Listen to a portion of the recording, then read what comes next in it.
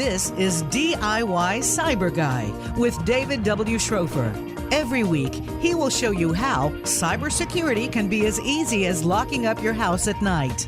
Now, here is your host, David W. Schrofer. Welcome back, everybody, to DIY Cyber Guy. This is episode 64, How to Avoid New FedEx and UPS Phishing Scams. So this is a hair on fire 4 out of 5. For anybody that uses FedEx or UPS, which is basically everybody, if you're using Amazon or you're buying things online or shipping things to virtually anybody, you're probably using one of these two products. Hackers know that, and they're putting together very sophisticated, increasingly voluminous attacks using UPS and FedEx as their medium to do that. And that's what we're going to talk about today. So this is a hair on fire 4 out of 5. And the summary here is just never click a link in an email. That is the bottom line. Whether it looks like a perfect replica of an email that you legitimately received from UPS or FedEx or any other company, just don't click the link. It's better to stop, go log into FedEx with your username and password straight through your browser, typing in FedEx, not clicking a link in an email, and that's going to avoid all of the terrible things that we're about to tell you about. So what happened is researchers at Abnormal Security have observed an increase in phishing scams impersonating FedEx and UPS.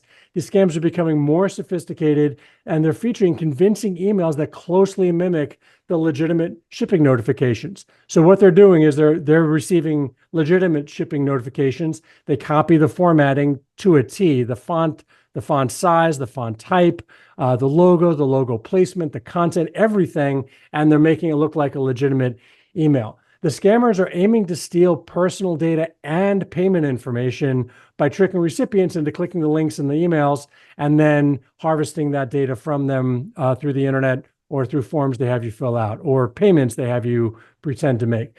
The researchers also suggested the use of advanced phishing tools from the dark web might be contributing to enhancing these scams. So according to the research at Abnormal, they said this: these campaigns include a remarkable level of detail and incorporate the impersonated carrier's branding into not only the initial message, but also the multi-step phishing sites. Additionally, from a grammar, spelling, and syntax standpoint, the text in the emails is essentially flawless, and that's from Abnormal Security researchers. And again, this article appeared in Tech Radar, and you can read the full article online. Just go to DIYCyberGuide.com and search for episode 64. Here with me to talk about this today are Ori Mazin and Ori Mazin from Memsico. Israel is the CEO of Memsico, which is a phishing protection company, and he's also a cybersecurity pioneer. Ori is the company's chief revenue officer. Gentlemen, welcome to the show. Well, thank you. Thank you for having us here today. Great to have you on the show. So my first question is, what did FedEx do wrong here? So I can tell you, first of all, thank you for having us here to discuss it. And when we talk about FedEx, it's not just FedEx, it's all the delivery companies, FedEx, UPS, as you mentioned, USPS and others, actually everyone. And I would say, I don't know if to say what they've done wrong, but more what they could have done better. Because today, the most powerful way, or I would say even the only way to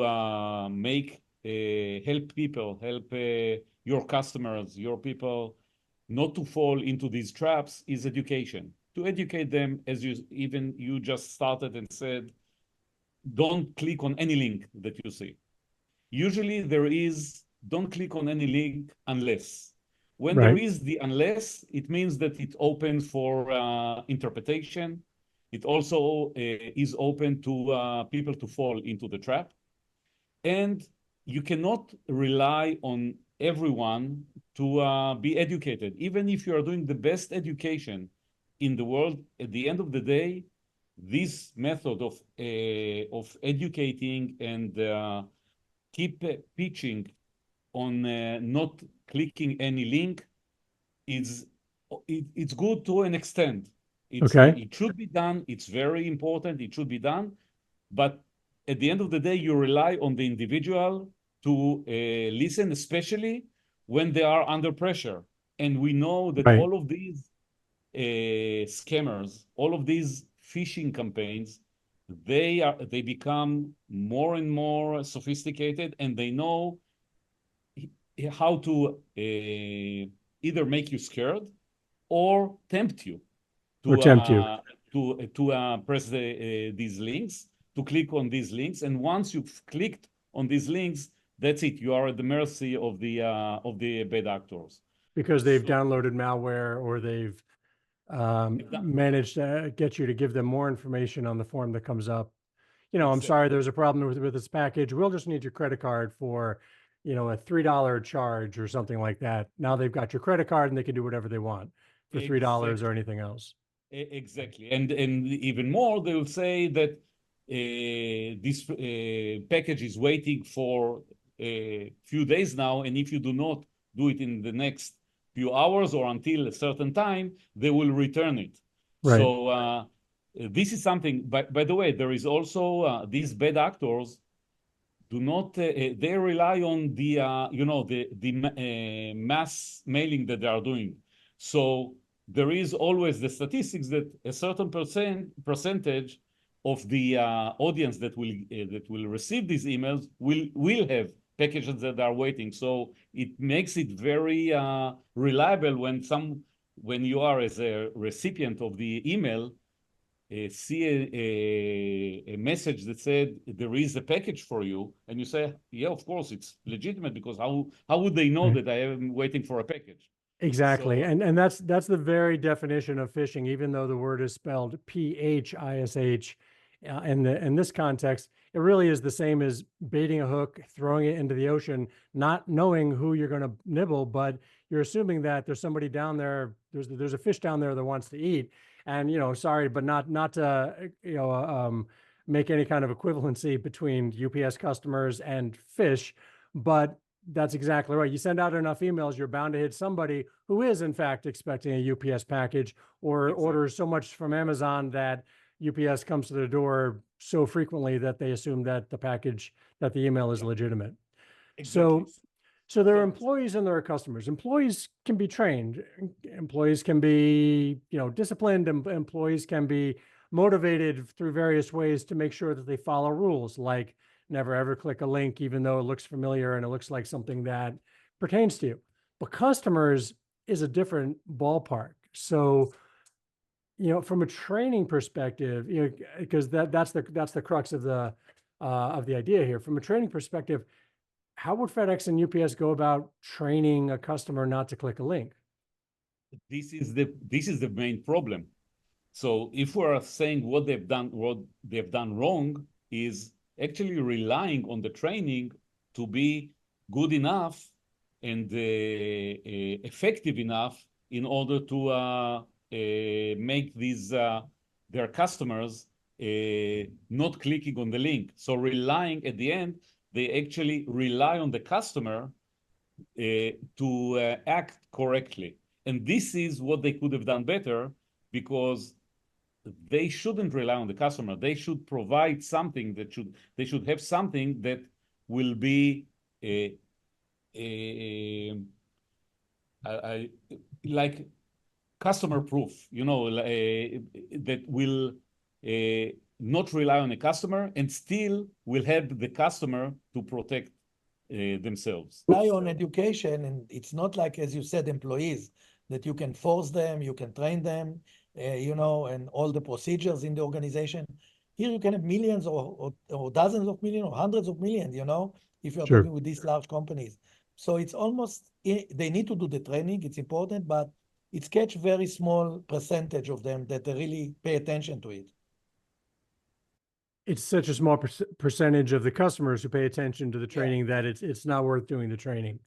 Yeah. So it sounds like it's going to take a different way of thinking from companies that are used very, very commonly and very, very often, right? Because if FedEx and UPS, they send links to click in their emails, click here to track, and I've received them too. So it sounds like almost the only way for them to get their customers to not click something in an email is to stop sending links and linked buttons and linked text in their emails. Oh, yeah, this is one way. But then, if this is what they're doing, they are actually it will affect their effectiveness of their communication with the customers. Right. So, because this is a very effective way to communicate, emails, text messages. So, another way can be if they can have something that if the customer gets a link to a phishing website, for example, or a phishing page, then the customer can be alerted, will know that it's a phishing, this is, a suspicious link. If the customer knows about this, and also FedEx or UPS or any other organization to this effect will be alerted on something like this, that there is a campaign that just started now, and these are, and targeting these customers, then they can protect them. And the customer can also protect themselves. Okay, so in talking before the show, that's what you described to me as some of the work that Memseco does. So tell me more about that. So let's say I'm in charge of outbound marketing for Federal Express or outbound communication for Federal Express. I'm in charge of all the emails that go to all the customers, or I'm the InfoSec guy. What exactly would a Memseco tool do for me to protect my customers? Okay, so yeah, so as we developed after we understand the real problem that you need to protect the customers, but also without them to do anything. It needs to be something very transparent to the customer because it's, as I said, it's many customers.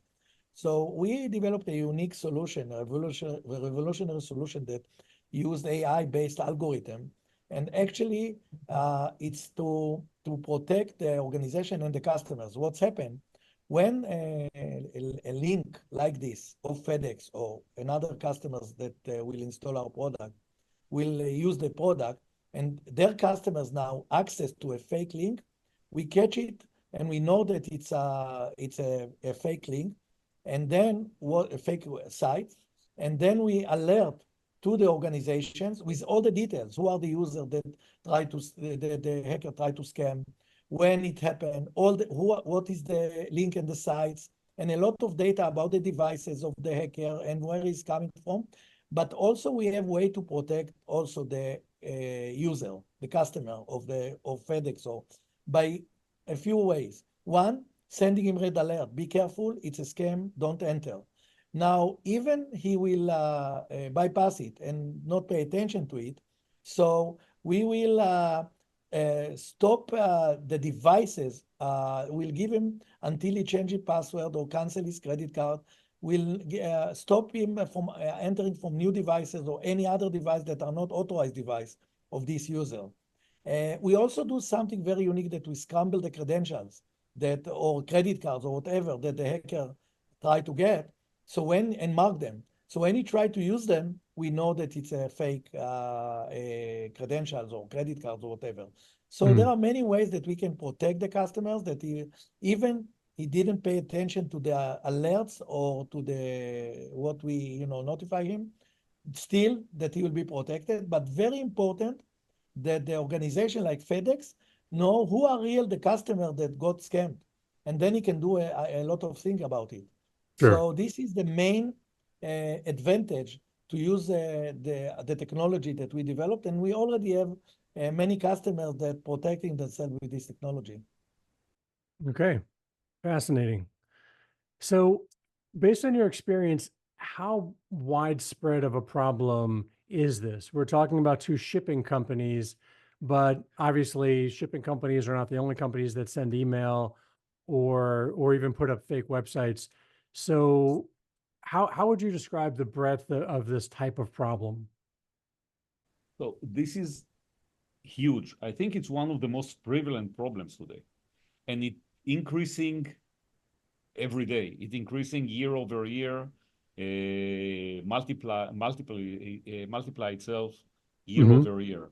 And as you said, we are talking about the shipping industry, but any industry, any type of business that has online relationship with customers suffers from this. Some of them suffer from account takeover. Some of them suffer from stealing payment details. Some of them suffer from creating fake stores and selling fake goods.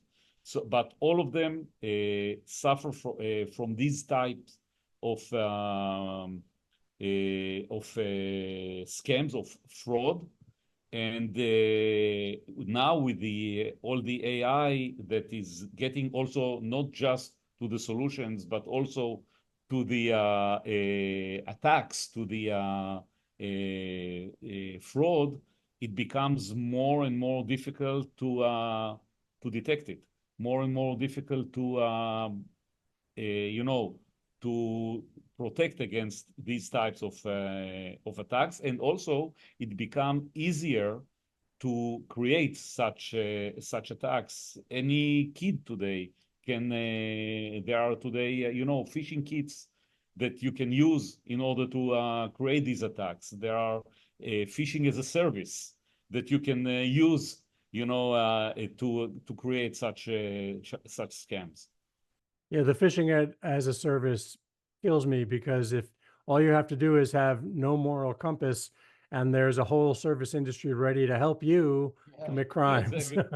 yeah, yeah, it's true. So you don't even have to learn to be a developer. You can just do off the shelf products. But Exactly. that really says something. I mean, there is a criminal product or an illegal product for any sociopath to use. Anybody with, like I said, no moral compass or who's willing to take money from, maybe somebody who doesn't have a lot of money or just opportunistically take money from whoever, whenever, Yeah, regardless of the consequence to themselves or to others, because they feel protected behind, behind the internet, behind the firewall. Maybe they bounce their traffic off of Russia or Chinese sites somewhere, so they can't be found or they can't be touched easily, unless the scam gets, of course, too big and then others get involved. you're right. Yeah, right. And to add to what Ori said, every online business, every transactional website that has login, it's need to get protection because they try everything, including charities, including logistic and financials, airlines, even, by the way, educations. We saw it because all these sectors are customers of us today. So all of them suffer from some way of fraud, some of them much larger because they are bigger organizations, but also small organizations. They try to steal from them money, goods, fake website to steal even exams, if it's education. So we see it all over. So what's the answer? I mean, this is the show is called DIY Cyber Guy, do it yourself. And what we try to offer are cyber, solutions that anybody could do, whether you work in information security or not. So other than just having a hard and fast personal rule, never ever click a link in an email, what other kinds of things can our listeners do to protect themselves? So first of all, I think that there are always new solutions that can tackle these types of scams, and these solutions are getting updated all the time. They must have these types of solutions that do not rely on the customers, because this doesn't work, and it proved itself that it doesn't work.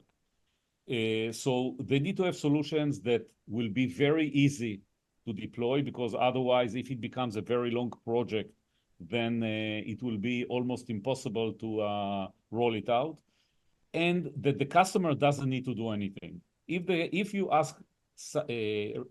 require the customer to do something, then you cannot trust that this will work. So you need to something that will be transparent to the customer, but will still be able to protect these customers, as well as solutions that will be able to remove the threat from the, to remove the threat that currently exists. So it should be a combination of protecting your customers in real time, online, and at the same time, start actions to remove the threat from the internet.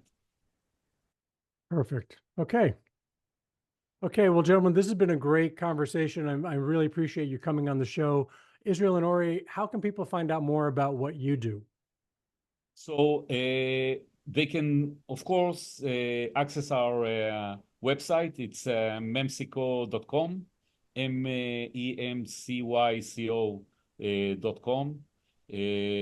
We have several solutions there. We are talking about solutions to prevent and protect against account takeover, for the fraud part of the organization.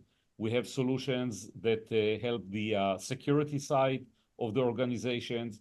We even can help the application themselves, the online application, because in some cases, the bad actors are actually improving their SEO. So when you search for something in Google, for example, the link to the fake website will come on top. So we have solutions that can also neutralize this and will help the application owners. So just to summarize it, go to our website and you can learn a lot. You can also, of course, contact us and request for a demo, which we'll be more than happy to share. I'll repeat again, it's memcyco.com. Okay, and that's mencyco.com. So everybody go to that website if you want to learn more about Memcyco. You can also go to DIY Cyber Guy, search for episode 64, and you'll find the LinkedIn links for both Israel and Ori and their website and other information that may be helpful. So gentlemen, thanks again for being on the show. It's been great having you.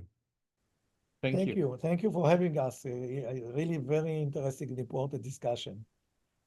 Thank you. Thanks. That's all the time we have today. Remember, for the show notes from this episode, or to listen to any of our past episodes, or to get a free chapter from my book, Digital Habits, just go to DIYCyberGuy.com. And if you want to buy my book, just go to Amazon.com or BarnesandNoble.com and search the keywords Digital Habits 5 Simple Tips. If you have questions or an idea for the show, just email me at questions@DIYCyberGuy.com. And if this show helps you stay safe online, please click the share button and send it to everyone you think we can help. Thanks for listening.